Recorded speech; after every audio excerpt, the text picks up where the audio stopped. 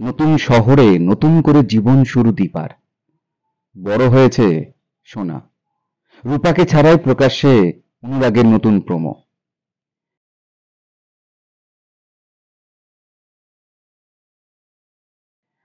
Star জলসার জনপ্রিয় mega ধারাবাহিক অনুরাগের ছোঁয়া শীঘ্রই ধারাবাহিকের গল্পে আসতে চলেছে নতুন মোড়।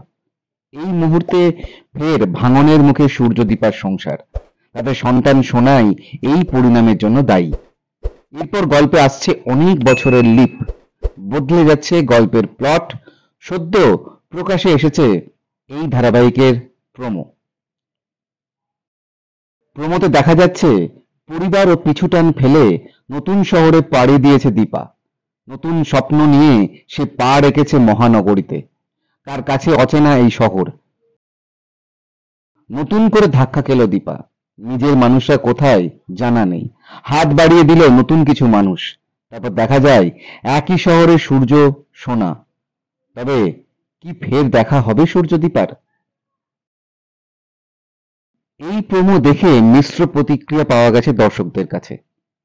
কারো কারো মতে কেন আলাদা করা হলো সূর্য দীপাকে।